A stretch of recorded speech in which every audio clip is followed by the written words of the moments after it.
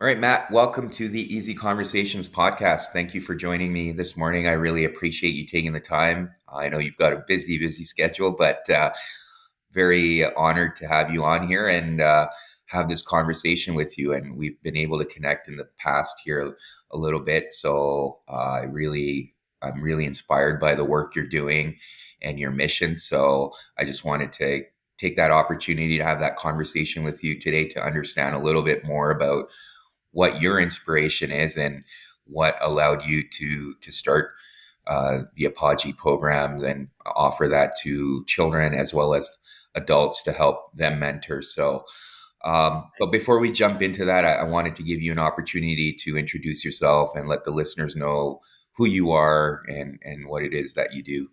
Thanks, man. I appreciate that. The honor is absolutely mine. Anytime I get to connect with good humans and talk about my favorite things, it's a good day, man. So I'm very grateful. I'm very thankful. So from a very high level, and glad to go anywhere and everywhere, within this. I tell people I'm an educator. I'm no longer a teacher. Hmm.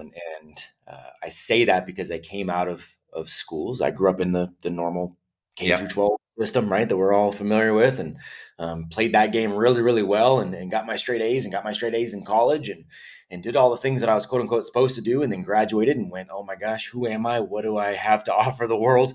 Right? I know how to play school, but I don't know how to do anything else. And so, bounced around and had kind of the standard. Now I'm in my 20s trying to figure out my life sort of story.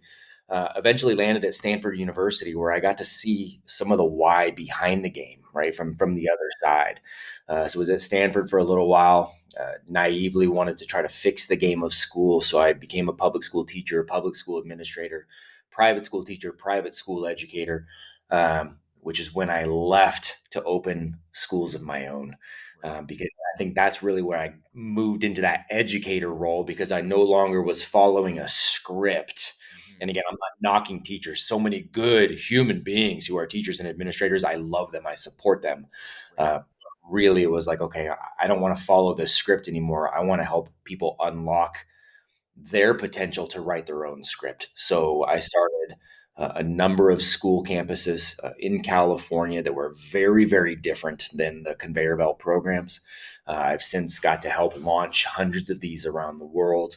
And then my friend Tim Kennedy, who a lot of the listeners may know who Tim is, he and I decided to take it a step further. I opened a campus for him in Cedar Park, and we said, hey, we're hitting a population, and that's great, of young heroes, K through 12, young men, young women, but there's gaps. We think there needs to be uh, bringing something to bring back the rite of passage of good men pouring into young men. So we developed this mentorship program for young men called Apogee Strong. And then we went, okay, there are also some great families who can't afford the schools we're building, but they also want to leave the conveyor belt system. So Right. we started educating modern day heroes to help them learn how to home educate at a high level. Right. Mhm. Then we're hearing from men that are going, oh my God, okay, I want to do this for my kids, but I'm struggling to lead, from home. I grew up as I'm a perpetual boy. So we're Yeah. on, okay, now we're building the men's program for the dads too. So all of this is getting back to really what education should be for, which is sovereignty and freedom. And we want to help people get there no matter where they are now.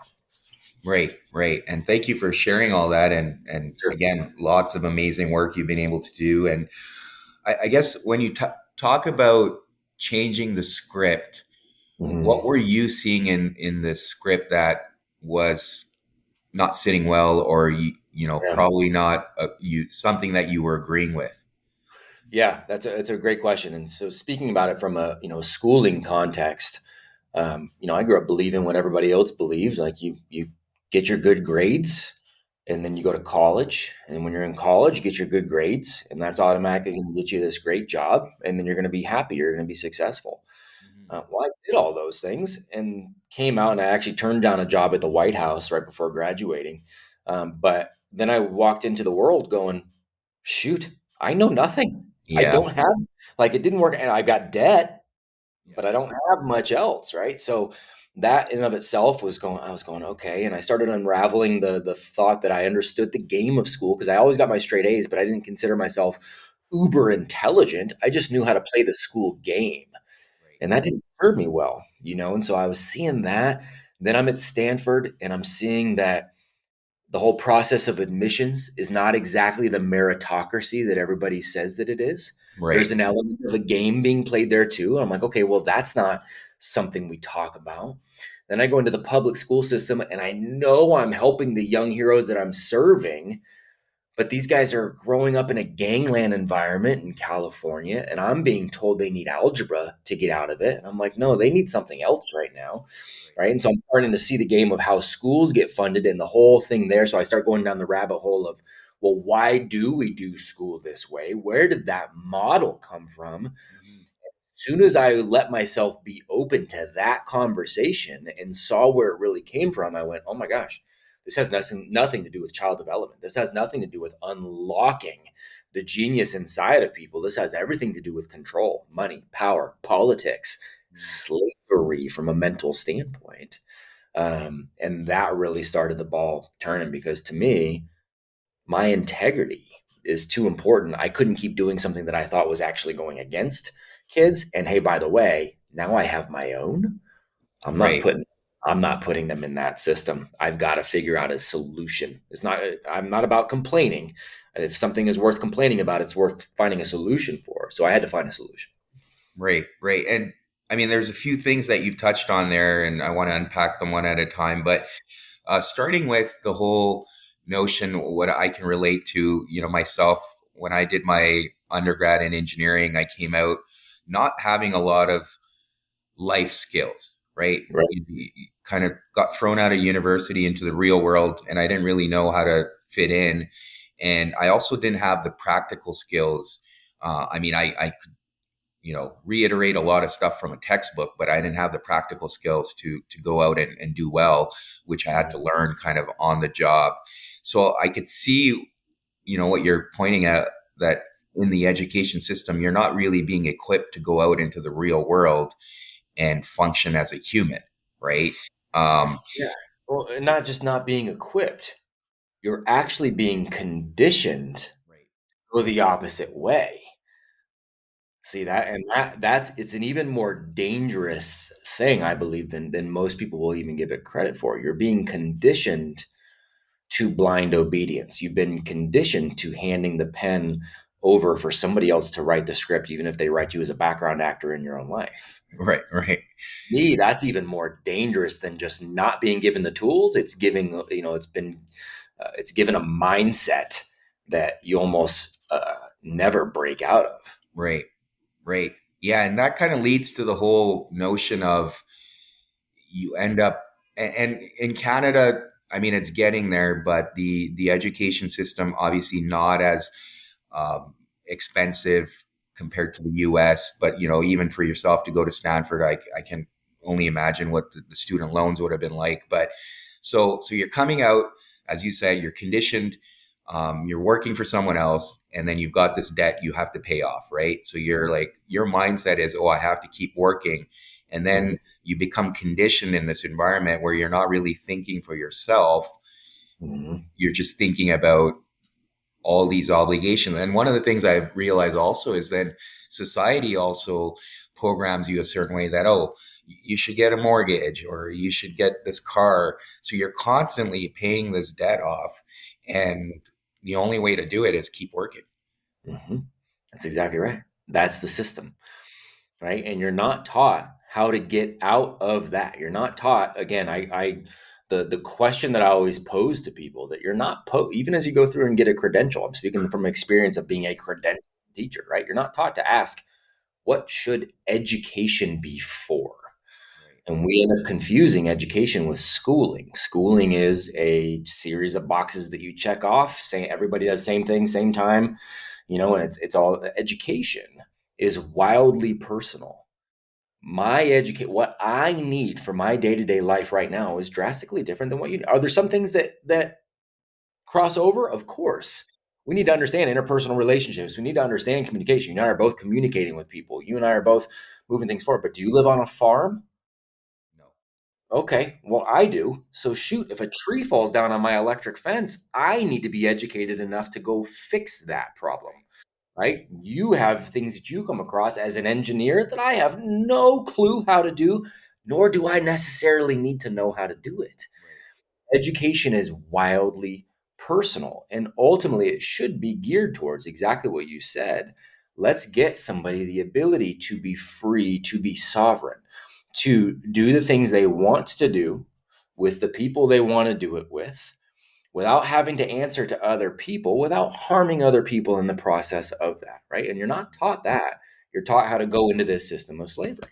Yeah, yeah, and I mean the other thing you touched on there too is the aspect of interpersonal skills that people don't really rec- recognize or learn, and then we just almost start functioning as robots, right? Like I think communication is lacking. Like I see it Mm. in the job, I see it out in society where people just, you know, they struggle to communicate through conflict, through emotions, Mm. and then we just end up just closing ourselves off from each other. That's exactly right. It's the whoever is the loudest and most victimized wins, right? Those become the virtues that we value, and that's a dangerous spot to be. Civil discourse is something we've almost eradicated because of that. We have learned to put emotions on a pedestal. So since we do that, we get into this state of emotional frenzy quickly. We look for who is, completely on my team, and who is the enemy, who is the other side, and we're going to go to combat now, and versus the reality of there's 8 billion people on this planet, and you probably won't find one that agrees with you on every single thing forever. Yeah. So what? Are you just isolated from everybody now? No, you talk through it, you work through it, you go, look, here's my evidence. Right. What's yours? Interesting, cool. I'm willing to now change my mind because your evidence was better, or I still feel like my evidence is stronger, but I understand your perspective now. We're going to go ahead and disagree on this. Let's find all the places we agree. We can move forward as friends, right? Like that's the way it should be. Yeah. But we are taught that it is not, and Right. it's everybody's detriment. Yeah, and I mean the other piece to that point too is finding, as you mentioned, some common ground, but at the same time using that as an opportunity to learn from each other, right? Right. And not being stuck on our own views and opinions. Like even through this conversation, I'm learning something, and I hope you will Sure. too, right? And we can both Absolutely. walk away from it. Um, and even if we don't agree on everything, that's not the point. It's not the point. And that's what we've come to believe is the point, is that somebody, you're trying to win every conversation Yeah, versus having a conversation. Those are not the absolutely. same. Those are not the same things. Right, right. The other thing you touched on was, or we kind of touched on briefly, was the whole cost of education, right? Mhm. And with some of the programs you've been a part of, has then that been a focus to not put a lot of burden on people to just go and get an education? Because that financial burden is Mhm. significant, right? Which often prevents people from seeking an education, or as we talked about, it puts them in such a huge debt that they're just chasing or running that in the wheel trying to pay that off. Yeah, it's a huge part, because the reality is, again, if we get back to what is an education, what should education be for? We are fortunate enough now to live in a time where if you have access to the internet and you have a library card, well, guess what? You've got all information available to you. So we're not at an information deficit.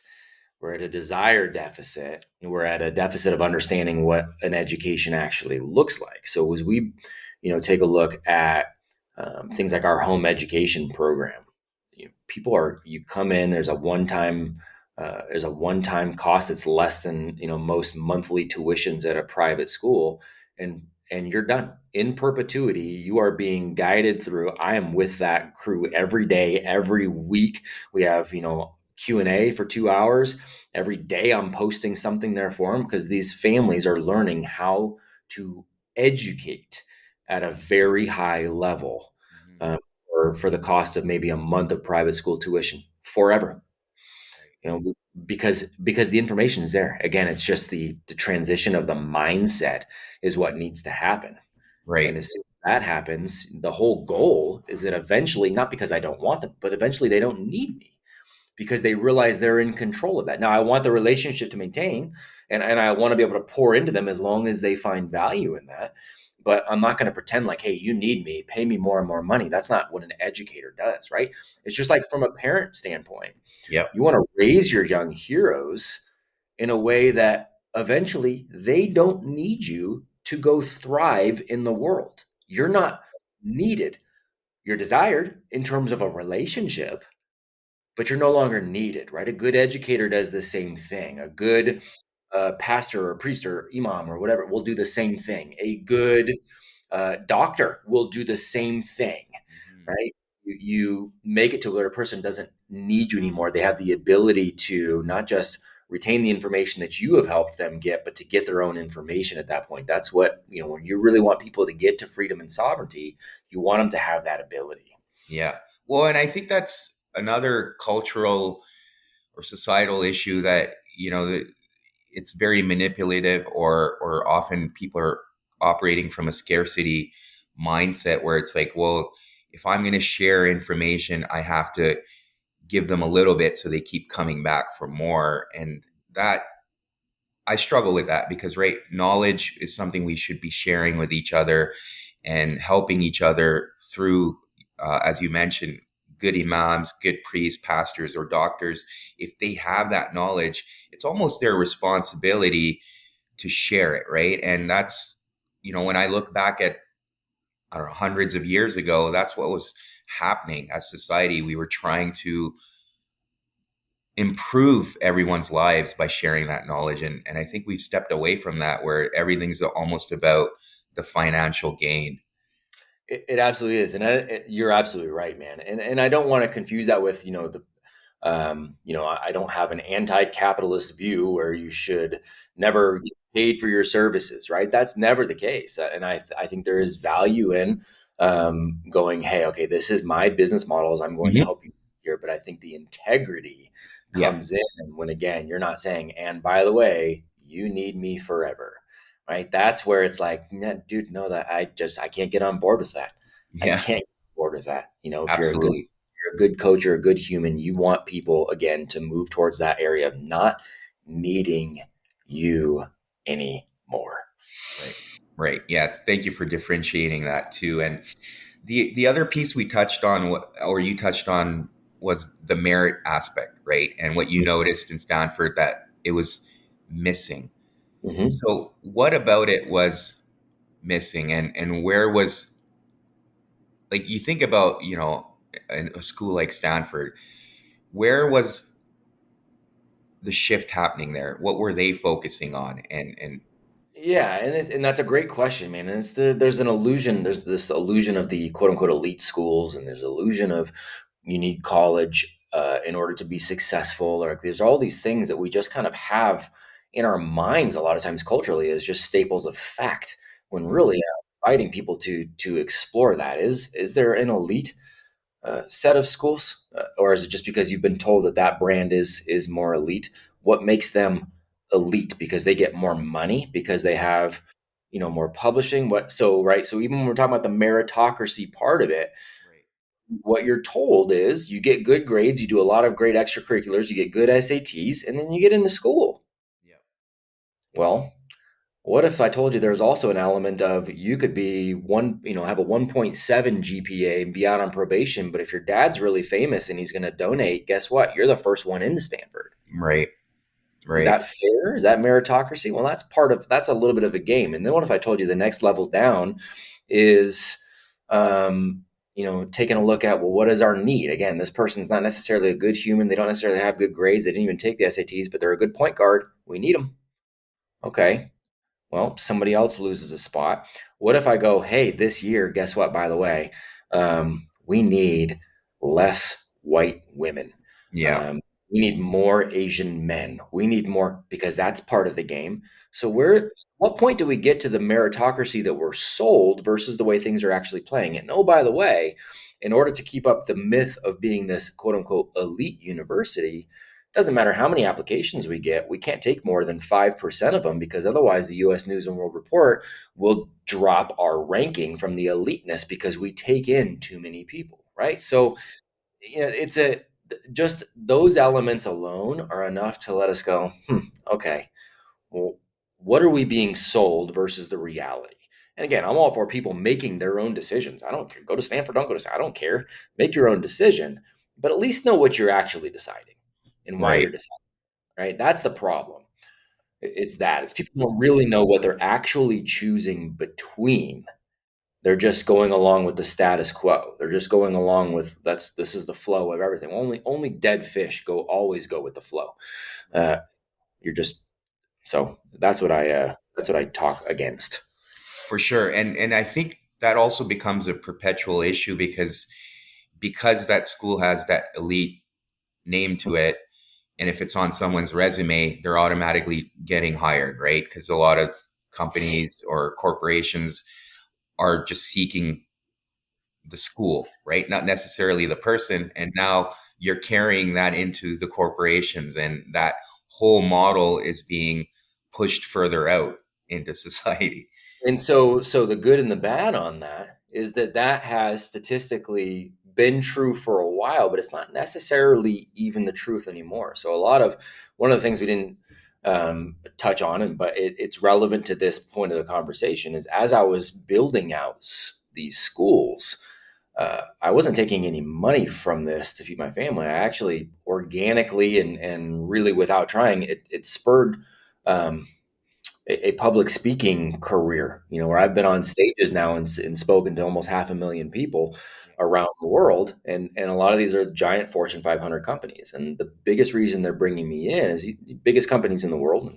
Yeah. And they're going, hey, we're hiring all these people, and we're hiring based on what you just said. And we're going, they come from the quote unquote elite schools. They're really smart. They suck.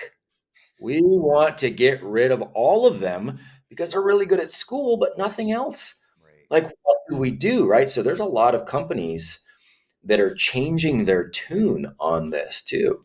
And we've proven it even with the schools that I built, right? That's no longer the deciding factor more often than not.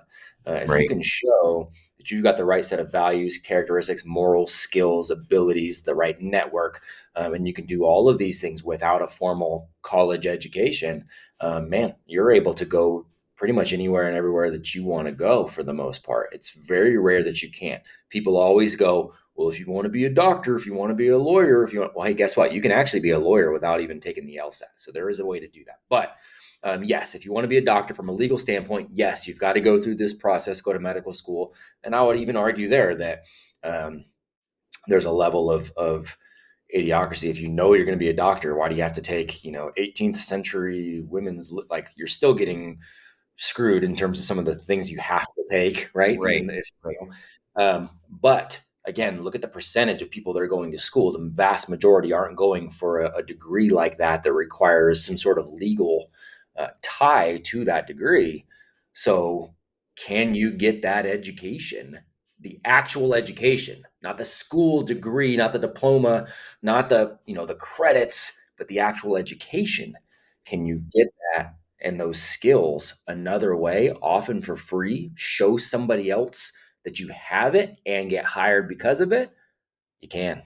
Mm, It's the desire that's lacking, not right. the avenues to make it happen.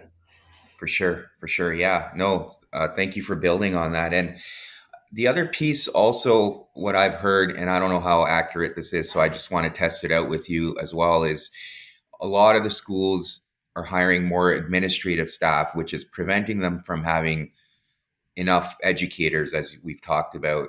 Is that something you've also experienced and noticed? And why is that happening then, if that's the case? Yeah, and I'm assuming you're talking about like the K through 12 kind of Yeah. conveyor belt sort of schooling. Yeah, I mean that's the entire the entire system needs to be scrapped from the get-go. It is designed to people say, well, the entire thing is failing. No, it's doing exactly what it is designed to do. Right. It's not failing. It is failing us because it's designed to fail us. So yeah, I mean, a lot of schools will tack on more, administrators will spend more money because they're getting more money from the government. And so they've got to find a way to spend the money somehow. So, let's add an extra administrator so that we can then, say we're going to do some sort of school improvement plan, or they're going to come in and be the real, the disciplinary or whatever. But it's the whole thing is an exercise in futility because we're not addressing the root of the actual issues. The schools we built, we could get the cost per learner. This isn't necessarily the tuition, but the cost per learner, we can get it down to like $1,000, $1,500 per learner per year. Well, a lot of our conveyor belt schools are spending 10 grand. Right. Right.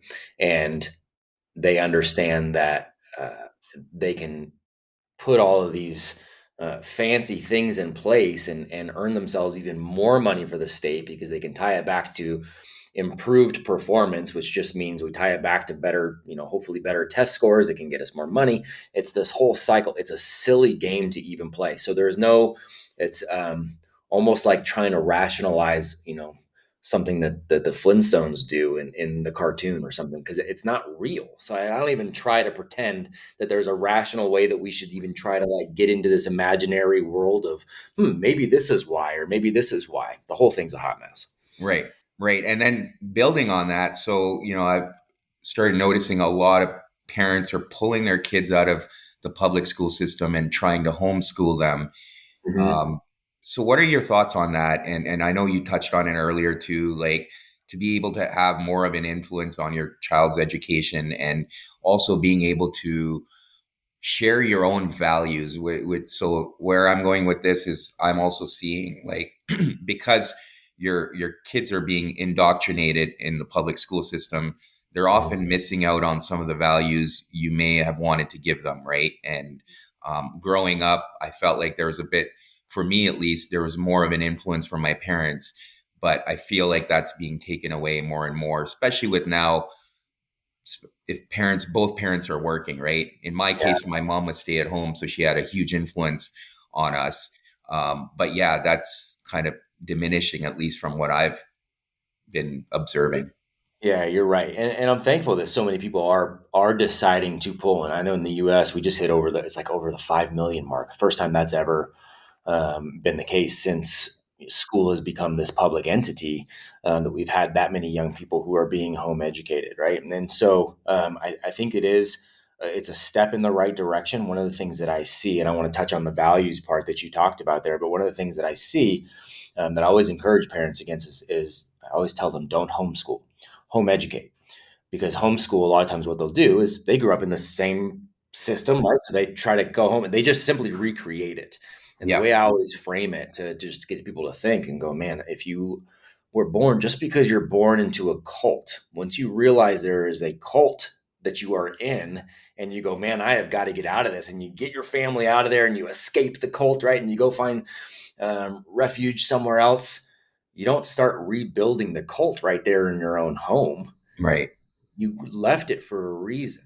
But Hmm. what happens is parents leave the schooling system and then they start trying to recreate the schooling system at home. And so you lose some of the efficacy there too, right? So that's Yeah, why I say the program, a lot of it for what we do as far as what we developed is a mindset shift.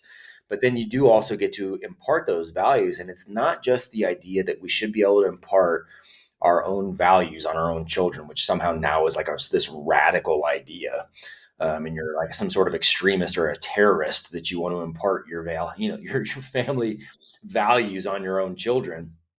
But it's the addition by subtraction too. You're also not exposing them to the ideologies and values that show up in school. And it's not just the agendas that are showing up. People talk to the various agendas that they're seeing play out at the public school level. And I think there are some things that are very dangerous there for sure.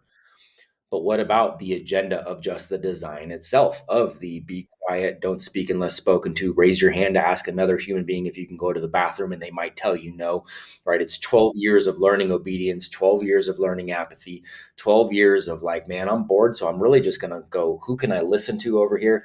And maybe I'll listen to this kid who knows what background he's coming from and what he's showing me and teaching me. And this is my now learning. And I've got people having sex in the bathroom and I got people doing drugs in the bathroom. And yeah, you're also avoiding that. And this isn't a conversation around sheltering.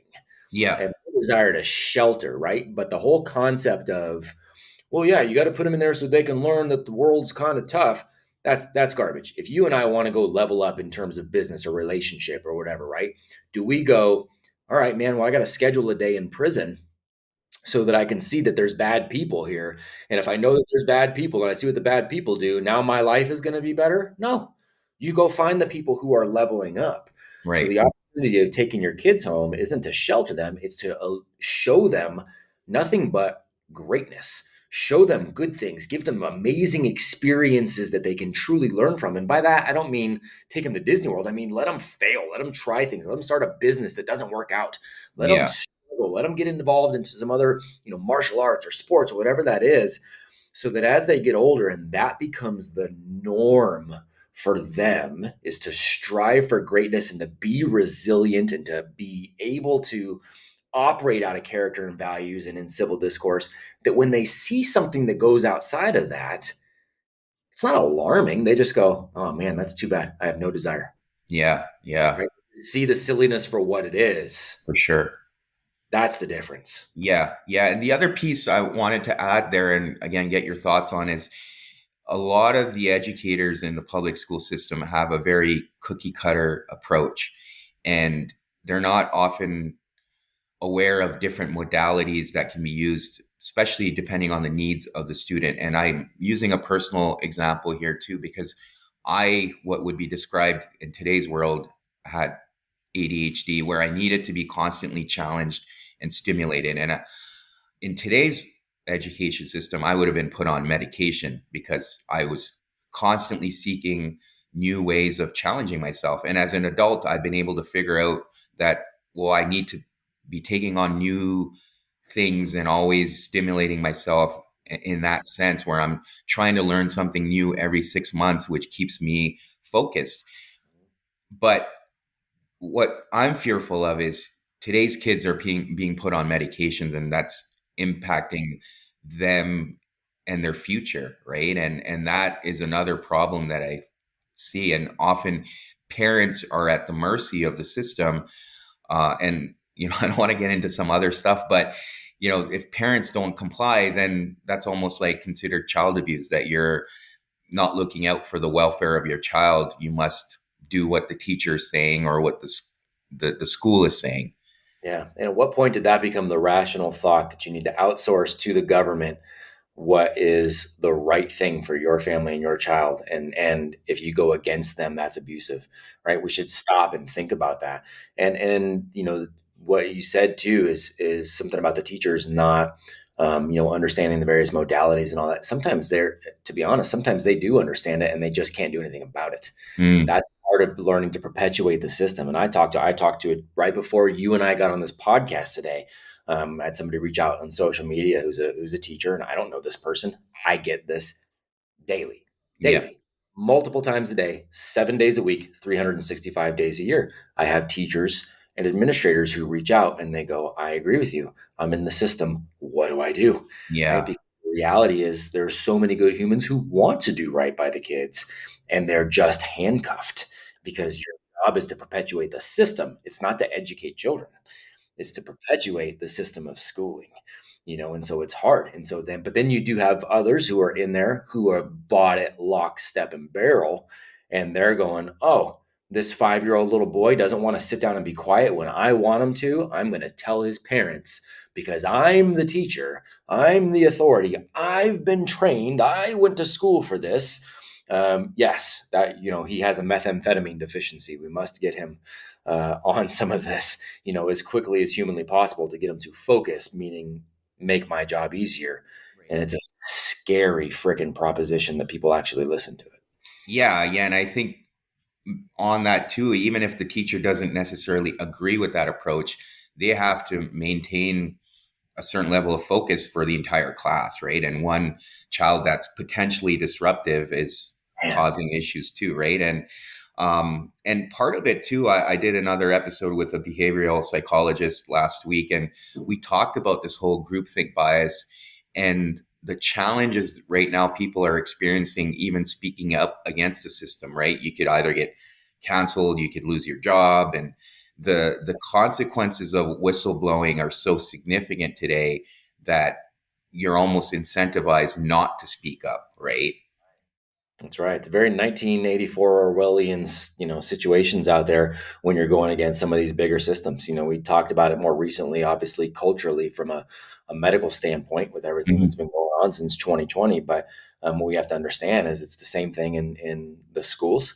It's very much the same thing, which is why I refer to to schools as a religion, because it's very much like that. And by the way, this has always happened in religions too. And you start to Yeah, question, right, any of your religious, and not even in a bad way, not in an offensive way, not in a combative way. You just start to go, right, okay, what about this? This doesn't make sense to me. And it's like, well, surely you're going down the wrong path. And right, we either need to fix you quickly or you need to go away. right. And we're doing that from a societal level. It's a dangerous spot to be, man. Yeah, yeah. And again, if you don't comply, you get ostracized. Yes, sir. And then, I think even from you think about it from a psychological perspective too, there as social beings, we have this desire for connection and being part of a tribe. So if speaking out gets you kicked out of the tribe, you're not going to do it, right? You still want to be connected. Hmm. But yeah, I do want to shift gears a little bit and perhaps talk through some of the programs you've been building and what is, I know you touched on it a little bit, but what, like even with the children, first of all, like what are you offering that's different from the current system that we see? And how are you enabling parents to be able to support their children through that? That's a really great question, man. Thank you for asking that. So, and I'll touch on the various Yeah. components, and then we can go deeper on any of them that you want to. So, we have a few different programs here. One being the home education piece. And so, from a home education piece, from a very high level, what we'll do is we'll send out resources every single month. And when we say resources, it's not worksheets, and we don't subscribe to the whole grades and grade level, and you got to do certain things certain times. What we'll do is we'll take a focus. Um, we'll take entrepreneurship or financial literacy or behavioral economics or physiology or chess or survival or whatever. We'll take these, Yeah. uh, concepts, and every month we'll provide resources. And when I say resources, I mean here are a whole bunch of interesting videos to watch, articles to read, challenging conversations to have, little mini projects and challenges with an overarching, maybe bigger project to tackle at the end of the month. Here are some correlating books or some classics thrown in there as well, with again some engaging conversations to have you actually think through some hard things from a Socratic standpoint, right? We'll send Mhm. those things out every single month for families so that they can go at their own pace, at their own leisure, and bring that into the home. We focus on those things. Academics, that's easy to get, right? My friend Sal Khan has this thing called Khan Academy that's wildly free. Like you can go through and do all the academics you would ever do at a school for free on that if you want. There's other platforms where you can add, like, fine, we can add all of those things. No, however you want to do that is great. But we focus on those areas that are actually about education and making hard decisions and doing actual things, experiences. So we'll focus on that. And then I'll post something in that regard to our private platform every day, whether it's a video of me, whether it's an article, whether it's whatever, to spur on conversation for these families and the families themselves, too. It's not just a family thing. I always tell parents the best way to further your child's education is actually to further your own and bring them along with you. Right. So I'm challenging the parents to grow in all of these areas as well, not just the Right. kids. So they're growing in those things too. And then we have weekly Q&A. What are you struggling with? How are you doing? What's going on at home? We just have a weekly Q&A where we all come together and we just walk through this, right? So from the home education spot, that's what it looks like.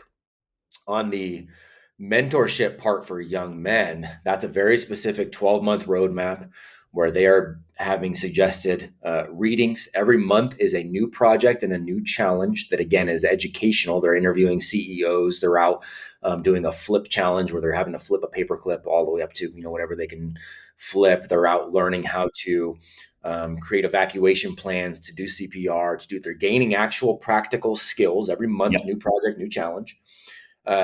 They are taking on recommended readings. They're taking on physical workouts, and they're also getting private videos every single day in our platform. And every week we have a call with them and one of the best men on the planet. Mm-hmm. It might be an actor, it might be an athlete, it might be a Navy SEAL, it might be a billionaire CEO, it doesn't matter. The through Yeah. line is they're a successful, good man who is coming on, pouring into them directly, answering their questions, right, over the course of 12 months. We do the same thing with the dads as well. And we will develop the program for the moms and for the young ladies is what's coming next. Okay. So, so that answered one of my questions, but why was it important for you or your team to focus on Males, mentoring the males the first. males, the young men, and then the fathers? Yeah, males first. Part of it is a selfish endeavor. I grew up as a male. I am a male, Yeah. and so I can speak much more easily to what it means to grow up. I know what the young men are feeling. You and I both know what it's like to be a 12-year-old young man, 13-year-old young man, 14-year-old young man. We know what we're dealing with that. We know what the hormones do to us. We know what we get all of those, right? So Tim and I partially knew that, and we partially had a stable of really, really amazing men that we are connected with, right? So part of it was this just makes more sense. That's why we did them first, not the girls. Now we're partnering with some great women: Katie Wells, Tulsi Gabbard, Laura Sextro, some phenomenal women to help us get the women's program off the ground too.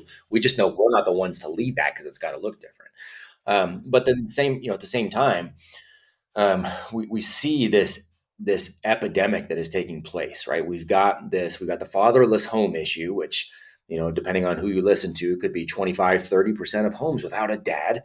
Yeah. That's a big issue. Or we have fathers who are in the home, but they're perpetual boys and they're Yeah. not leading, right? To us, those are huge societal issues. So what if we could attack that from both sides? Do we want to help the guys who are at home and help them lead? Of course, we want to help them do that at a higher level, right? So we're going to help them do that. But we also believe very much in the Frederick Douglass quote of it's easier to raise strong children than it is to fix broken men. So what Right. if we go from that bottom side too and help raise the next generation? It's not an either or, it's a yes and. Yeah. We've got to do both. And so that's why we're tackling those first. Right. Right. Okay. No, and that helps me understand as well. And then the other piece around cost, because based on what you've shared with me in the past, cost is something I'm assuming you guys focused on as well, and to make it more accessible. Why was that? I mean, it's obvious, but why was that important to you guys? Yeah, this is a mission of going wide first, right? We want to make it accessible, and not just accessible, but repeatable and beneficial to be able to repeat. So when I say that, so first of all, we have a 501(c)(3, we have a foundation. So anybody listening is like, yeah, I'd love to help out. That's a great thing because it allows us to scholarship young men and give them all these opportunities where sometimes even the young men don't have to pay anything, right? And their families don't have to pay anything as long as they're going to get in there and get after it. And then, oh, by the way, at the end of the 12 months, they're invited to stay in perpetuity if they've poured into it at no charge, right? Yeah, Same thing on the dad's side. And on the dad's side, what we want is there's got to be some skin in the game. If there's no skin in the game, people don't step up to the plate. of They course. just don't, right? It was given I don't care enough, right? So there's got to be some skin in the game, but we want it to be accessible, and then we wanted to help ultimately make it to where not only did it not cost you anything, it actually changed everything, and then you made money. So hold on, you got to level up your entire life in every single way, and then you have the opportunity to partner with us in business to bring this same coaching to your hometown. You can make money there too and spread the mission of helping other people. We're serious about the mission itself, right? And so again, we've got to do that from the right way, integrity wise. Yes, we're going to charge for the services up front, but we're going to help you make that money back in spades while making your life better, while equipping you to push the mission forward and help other people. Right. Like, to me, that's how an army of really good humans gets built. Is I think it looks like that. And we're not going to have it perfect. And there's going to be some areas where we're going to go, ooh, okay, we should probably change this and change that. That's the nature of the beast. That's what education is. We're going to learn, we're Mhm. going to get better. But that's the mission we're on. Absolutely. And I think that's one of the things that often gets missed is the whole, notion of paying it forward, right? And that's what I think that's amazing that you guys are also focusing on that. And you touched on the whole helping men become better fathers too, because that's a lot of the times, I look at myself too, but all around me, that's where the boys are missing their fathers being able to pass that wisdom down. And Sir. often it's being able to study great men where you can kind of impart that wisdom by learning from Exactly. history in itself, right? Exactly what it is, right? And so there's the military kind of adage of you don't rise to the occasion, you fall back to the level of your training. Right? Well, Hmm. that's true for us as dads too, right? If we're not being intentional about equipping ourselves and training ourselves and connecting with other good men and learning, like you said, from other great men who have come before us in all these different areas so that we become better, we fall back to the level of our training. And that usually means we're just going to repeat kind of the way we were brought up. And that doesn't necessarily even mean it's a bad thing. You might have been brought up by a phenomenal father, and that's great. You got an advantage there. Fantastic. But you Yeah. should still objectively try to take a look and go, okay, cool, but where can I even do this better? Yeah. Why not? Perfection is not possible, but the pursuit of perfection is possible. So Absolutely.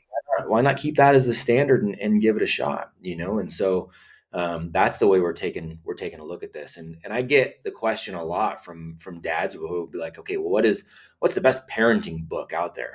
And I think that's the wrong question.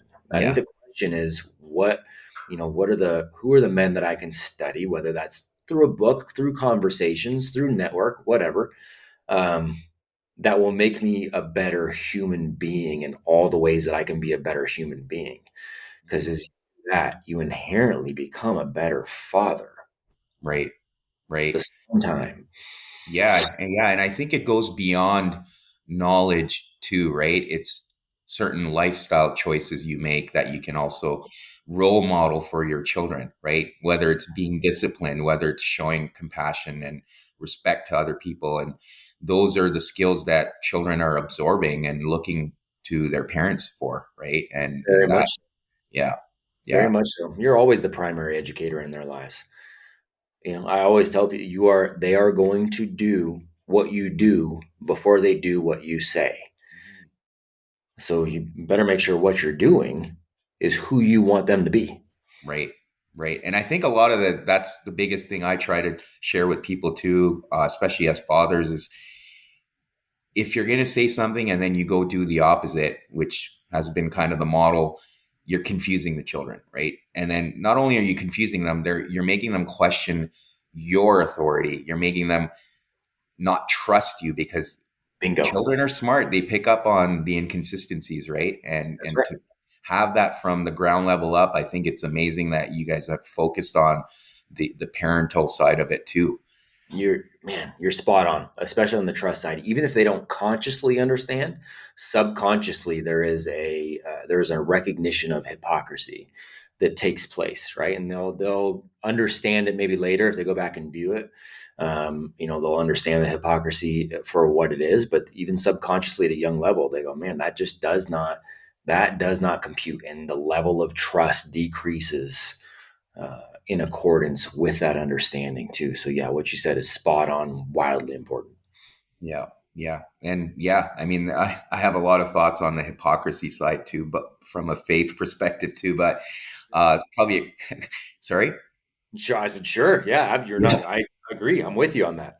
Yeah, yeah. But probably a conversation for another day. But Matt, want to be mindful of your time too. But thank you again for coming on here and having this conversation with me, sharing your story. I do have one more question for you before I give you an opportunity to share ways of how people can find you and learn more about your programs. But living on a farm, is that out Hmm. of choice or necessity? Yes, it's a yes and right. It's a yes and. Um, yeah, that it's I grew up as a city kid in the Bay Area, Yeah, California, and my wife did too. And we slowly kind of saw ourselves gravitating. We went outside the Bay. We were in Sacramento, still in the city. And then we slowly got into kind of this smaller ranch town in California. And my wife is very much a farmer at heart. So this has always kind of been, her dream. But It's a little bit of both. We had the opportunity to get a fantastic, already functional working farm that we could take on. It was a bigger challenge for us as a family. It was something our young kids, being home educated, could dive into and really, up their game and up their responsibility. So it was a great opportunity there. And then it also goes back to that whole concept of freedom and sovereignty, and whether the world goes crazy or whether the world doesn't, I don't think it's a bad thing to be as self-sustaining as you can. I think that's Right. an ultimate, ultimately that's the education we're all looking for. And so that was really the intent Yeah. behind it. It was a yes and for us for sure. Yeah, yeah. And the reason why I asked, because when I moved out to Western Canada, I was fortunate enough to meet people from various backgrounds, but the ones I felt I connected with the most was the kids that grew up on farms, mainly because of their values and work ethic. And I always admired that. So that was kind Yes, of sir. the Best, reason. man. I mean, it's the best. Work ethic is not like there are responsibilities that just need to get the animals don't care if you're sick or if you don't feel like it or if they don't, Um, again, if a tree falls on the fence, well, that's great. It doesn't matter if you had other things planned. Today, you're chopping up a tree and you're fixing a fence. It's what you're doing, and Yeah. so there's a lot of really good life lessons there too. And so I'm extraordinarily grateful. And people have said, "Oh, it must be nice to live on a farm." It is nice. It's very nice. I also was homeless, Yeah. many years ago, and I also have had the experience of having zero money in the bank account. So it is nice, but partially it's nice because we worked really, really hard to get to the point where we have it. And we still work really hard to try to help other people have the opportunity to do that if that's what they choose as well. Well, thank you again, Matt. And I guess for listeners that want to learn more about you or the programs you're offering, what are some ways they can do that? Thank you, man. I appreciate that. The best way to go get the umbrella view is actually a new site that we're having work on. It's operational though, so you can see it. So it's Apogee, APOGEE, Apogee Strong Programs.com. And from there you can see the dad's program, you can see the young men's, you can see the home education, you can see the whole thing, and you can see the foundation too. Apogee Strong Foundation.org is where somebody can go to see what we're doing on the foundation side to help young heroes as well. So all those are great. I'm probably most active on Instagram, just under my name. I'm glad to help any way I can. Yeah. And I think with the website, you can also go see the curriculum, right? And you've got it broken down based on monthly, weekly, Yeah, and if stuff. you go there. Yes, sir. Yeah, you can go in and go to, it'll take you, you can go to just apogeestrong.com, and that's the curriculum broken down for the young men. Yeah. Um, yeah, and it'll take you to the Apogee Strong Dad site if you'd want to go there too and kind of see what we do. So, and just feel, people can feel free to ask any questions they have. I'm glad. And even if it's not I'll never give a sales pitch. I'll just go, hey, man, here's what we're doing. If it makes sense for you and you want to help on this mission, let's rock and roll. Yeah. If it doesn't make sense or it doesn't make sense right now, all good, man. Keep leading where you are. Well, thanks, Matt. I really appreciate it. Pleasure's mine, sir.